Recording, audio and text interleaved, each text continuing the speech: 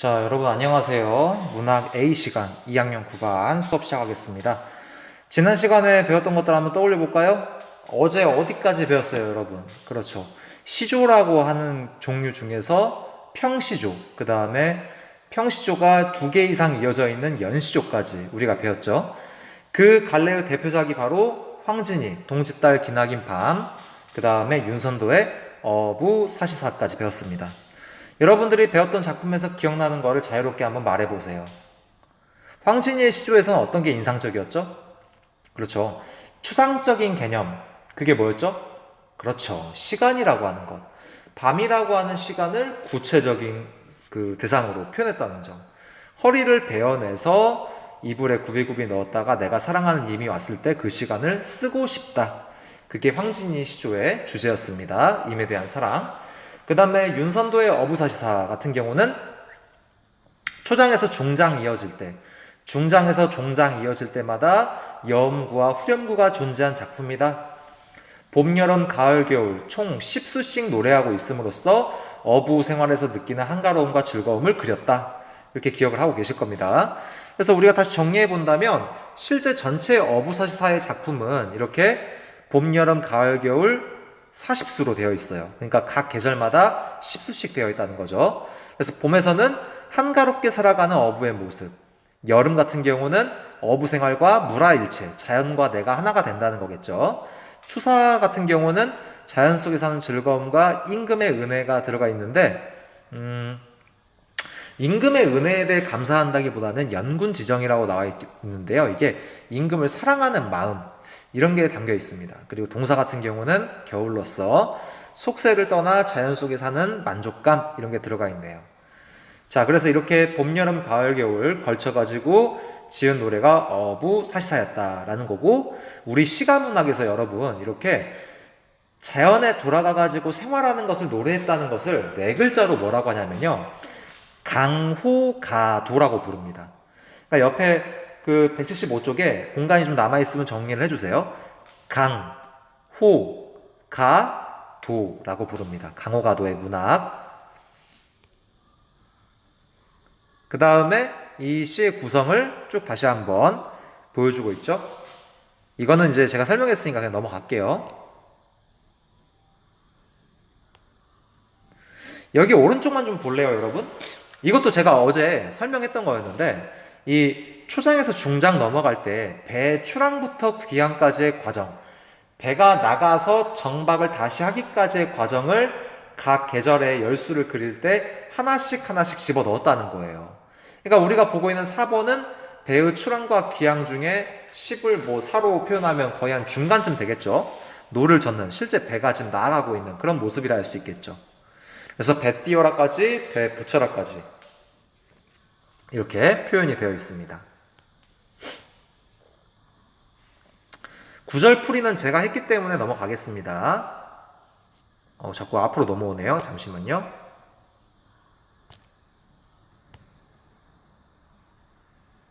구절풀이도 그냥 넘어갈게요.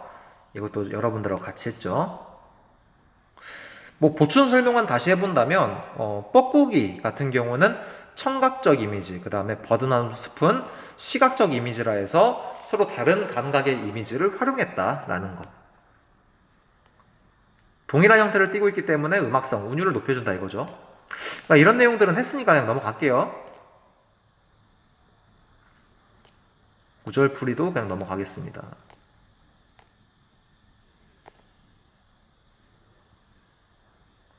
자, 이제 사설 시조로 넘어가겠습니다. 나무도 돌도 바위 없음. 이거는 176쪽에 나와 있는 작품입니다. 시조의 종류를 선생님이 어제 설명했죠. 세 가지 있습니다. 뭐가 있었죠, 여러분? 제일 먼저 나와야 될 것. 그렇죠. 3장 6구 45자의 내외를 지키고 있는 평시조라고 하는 것.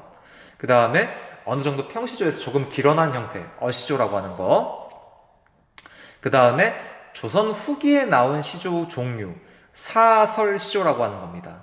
그래서 여러분들이 지금 보고 있는 176페이지에 있는 시조는 사설시조라고 부르는 거예요. 그래서 이걸 지은 뭐 작자와 작품에 대한 간략한 설명을 한번 말해 볼게요. 작자미상이라고 되어 있는데 이게 지금 주요 담당층이 사설 시조를 만들었던, 노래 불렀던 주요 담당층들이 평민들이었기 때문에 정확한 지은이를 우리가 알 수가 없다는 겁니다. 그래서 조선 후기로 올수록 여성이나 평민층으로 확대가 되었다. 아까 우리가 봤던 어부사시사 같은 경우는 조선시대 전기에 주로 나타난 주제일 수도 있어요. 그러니까 조선 전기 같은 경우는 임진왜란을 기준으로 구분을 하는 거예요. 임진왜란 전을 조선 전기, 임진왜란 이후를 조선 후기라고 우리가 분류했을 때 조선 전기 같은 경우는 사대부나 주요 양반층들이 시조를 많이 쓴 반면에 후기로 가면 갈수록 평민들이나 여성층이 많이 시조를 쓰기 시작합니다. 그래서 이런 시조를 많이 썼던 층들이 평민 여성층인데 이때가 조선 후기이자 그때 사용한 시조 종류가 바로 사설 시조라고 할 수가 있겠죠. 그래서 나무도 돌도 바위 없은, 이것도 제목이 없는 거지만 초장의 형식을 따가지고 지금 제목을 붙인 거죠. 이 내용은 간략히 이렇게 정리해 볼 수가 있습니다. 한번 일단 읽어보세요. 작품 들어가기 전에. 읽어보았다고 생각하고 이제 설명을 해볼게요. 이 시는 화자의 절망적 슬픔을 다른 대상과 비교한대요. 그러니까 이 시에서 말하는 사람이 어떤 슬픔에 잠겨 있는 거예요. 뭐 사랑하는 사람과 헤어졌든 뭐 돈을 잃었든 간에 슬픔에 잠겨 있는 건데 아마도 우리가 종장을 읽어볼 때 이 사람이 어떤 상황에서 느끼는 슬픔인지를 알 수 있을 것입니다. 근데 이런 슬픔을 다른 것들과 비교하고 있는 거예요. 내 슬픔과 다른 주변의 것들. 그러니까 첫 번째 나와 있는 이 줄만 읽어보면, 초장만 읽어봐도 다른 대상이 누군지 알 수 있겠죠. 까투리가 매한테 쫓기고 있는 거예요.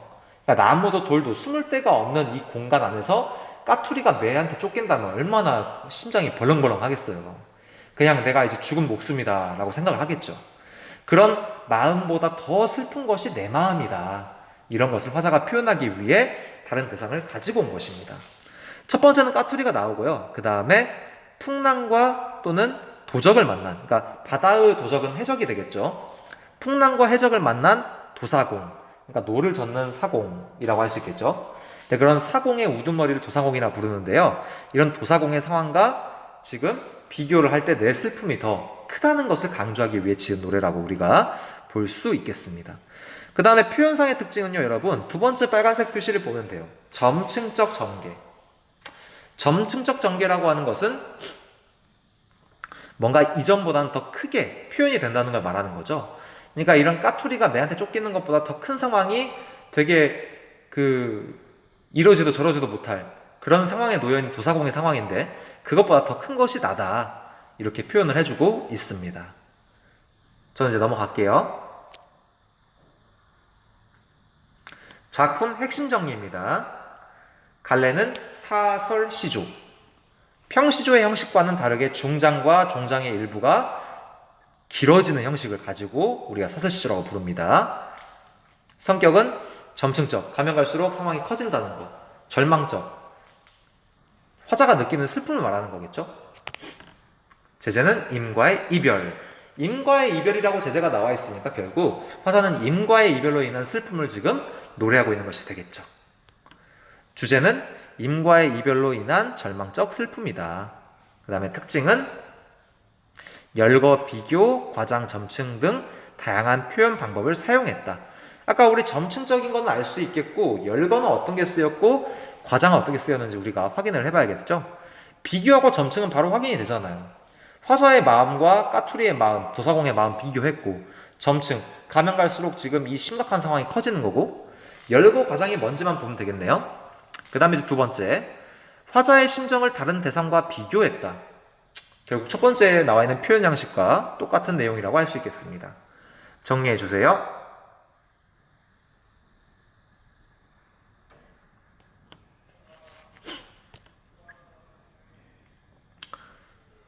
자, 작품 구성으로 들어가 보겠습니다.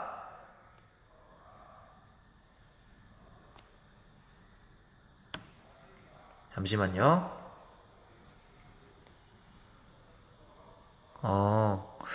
여러분, 잠시만요. 선생님이 원문을 정리를 해왔는데 이게 PPT가 잘려가지고 여기를 봐주셔야 될 것 같아요. 잠시만요. 죄송합니다.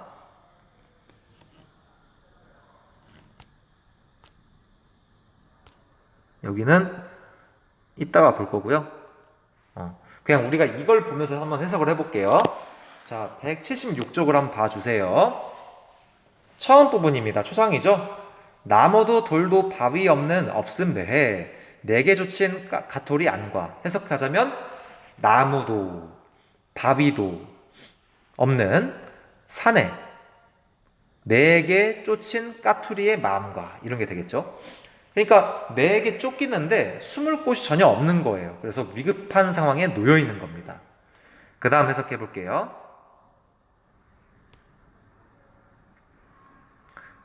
해석 들어가기 전에 이것도 한번 정리해 주면 되겠네요. 파란색 부분만 정리를 해주세요. 임과 이별한 자신의 심정을 내에게 쫓기는 까투리의 심정과 비교를 했다. 점차 이제 근데 까투리의 마음보다도 그 다음에 나와 있는 도사공의 마음이 더 크다는 거죠.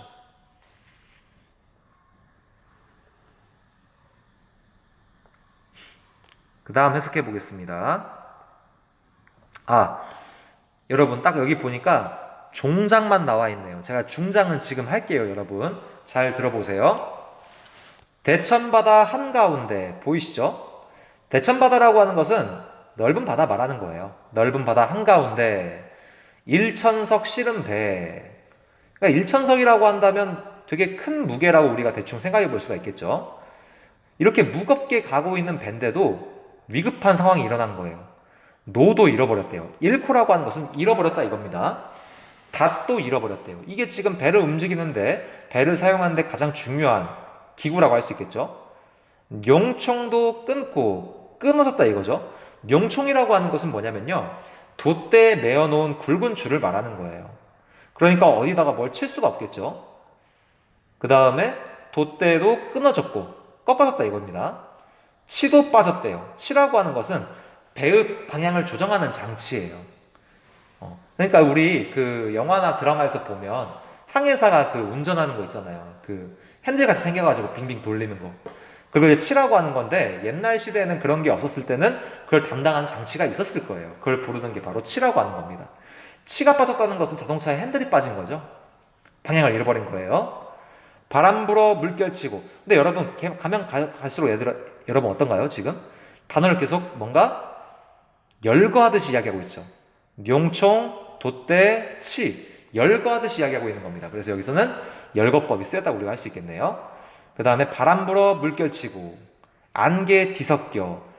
그러니까 방향도 잃어버렸는데 막 계속 그 기상악화가 일어나는 거죠. 잦아진 날에. 잦아라고 하는 것은 잦다, 흔해졌다 이겁니다. 갈 길은 천리만리 남고, 뭐 주변에 아무것도 안 보이는 거예요. 아직도 정박하려면 수없이 많은 길을 가야 된다 이거죠. 사면이 거머득 저뭇 천지정막 같이 노을 떴는데, 이 부분에 대한 해석은 이겁니다.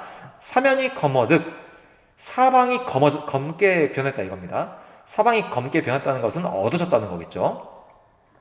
천지정막이 같이 노을 떴대요. 그러니까 천지정막에 싸나운 파도가 지금 치고 있대요. 앞이 보이지도 않고 파도도 지금 치고 있습니다. 근데 그럴 때 누굴 만났어요, 여러분? 그 옆에 보니까 수적, 도적을 만난 거죠. 수적 만난 도사공의 안과, 이렇게 이러지도 저러지도 못할 상황에 놓여있는 뱃사공의 마음과, 사공의 우두머리의 마음과, 이게 되겠죠. 그래서 여기까지 읽었을 때가 바로 여러분 중장이에요. 대천바다부터 도사공의 안과까지가 여러분 중장입니다. 중장. 아까 우리 황진이의 시조랑 비교해봤을 때 어때요, 여러분? 중장의 길이가 굉장히 길어졌죠. 초장의 길이도 좀 깁니다. 황진이의 시조와 비교하면 조금 길어졌다고 느낄 수 있지만 중장이 길어진 점이 제일 인상적이죠. 이런 것들이 사설 시조의 특징이라고 우리가 확인해 볼 수가 있습니다. 그러면서 이제 마지막 부분이 됩니다. 이제 다시 PPT를 보시면 되겠죠? 엊그제 님 여인 내 아니야 얻다가 가을 하리오. 그대로 내려서 해석하면 엊그제 임을 이별한 나의 마음이야 어디다 비교하겠는가, 이렇게 하면서 끝나는 게 바로 사설시조의 작품이었습니다. 이 부분은 이제 이렇게 우리가 의미 해석을 해볼 수가 있겠죠. 초장과 중장에서는 아무것도 없는 산에서 매에게 쫓기는 까투리의 마음과 바다 한가운데 위험한 상황에 처한 도사공의 마음을 나타내었다. 종장에서는 초장과 중장에서 제시한 그 어떤 상황과도 비교할 수 없을 정도로 자신의 상황이 절망적이다, 비교법을 쓴 겁니다. 그래서 이렇게 지금 표현 방식이 나와 있다고 할 수 있겠네요. 과장법이라고 하면 어떤 부분이 과장일까요? 과장법. 우리가 과장이라고 한다면 지금 도사공의 마음을 표현할 때 진짜 이런 상황이 한 번에 연속적으로 나오기가 힘들겠죠.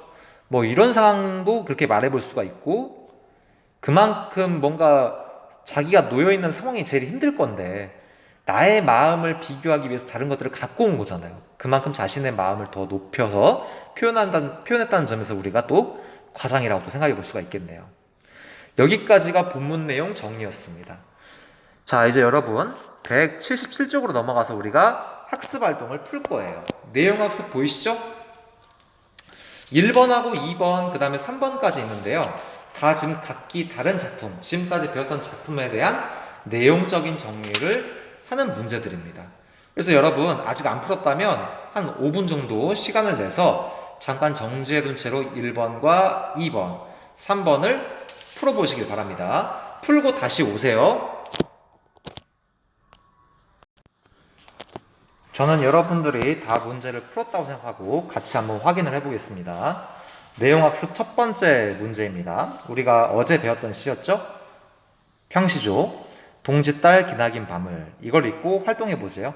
첫 번째 활동, 화자가 시간을 사물에 빗대어 표현한 과정을 살펴보자라고 했어요. 왜 시간을 사물에 빗대었을까? 또는 과정을 어떻게 드러냈을까? 이걸 한번 써보는 문제입니다. 그래서 적어본다고 한다면 이렇게 우리가 정리해 볼 수가 있겠죠. 이 답에 대한 포인트는 첫 번째 줄과 두 번째 줄이 되겠죠.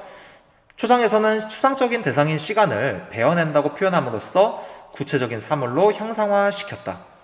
중장과 종장에서는 베어낸 시간을 따뜻한 이불 아래 넣어 보관해 두었다가 이미 오신 밤에 펼쳐가지고 임과 함께 보내는 밤을 더 길게 하고 싶다고 하며 임에 대한 그리움을 표현하였다. 이거는 정리를 다 하시는 게 좋겠습니다.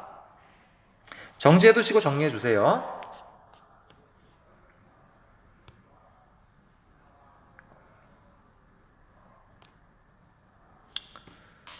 자, 이제 두 번째 문제로 가보겠습니다.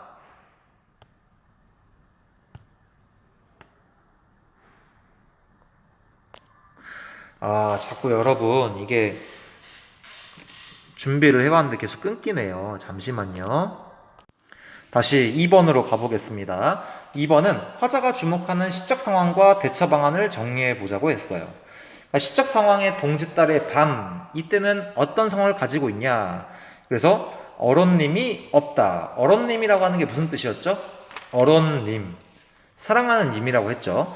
사랑하는 님이 없고 밤이 길어요. 그러니까 이런 시간을 넣어 두었다가 이미 진짜로 온다면 그때 꺼내서 쓰겠다 이거죠. 그래서 이미 오신 날 밤에 대한 특징은 그만큼 오래 있고 싶지만 짧다는 내용을 적어 주셔야 되고, 대처 방안은 시간을 가지고 있다가 늘리겠다. 어쩔 때요? 이미 오신 날에, 이미 실제로 오신 날 밤에 그 시간을 늘리겠다라고 여러분들이 정리를 해보시면 되겠습니다. 선생님이 2번하고 3번도 지금 영상으로 설명을 하고 싶었는데 이게 지금 화면이 계속 좋지가 않아가지고 여러분들과 함께 칠판 보면서 같이 설명을 해봐야 될 것 같아요. 그러니까 2번에 대한 문제 답은 저와 함께 칠판을 보면서 같이 학습하도록 합시다. 일단 여기까지 수업을 할 거고요. 다시 돌아와가지고 저와 함께 오늘 배웠던 내용 같이 정리해 봅시다. 고생 많았어요.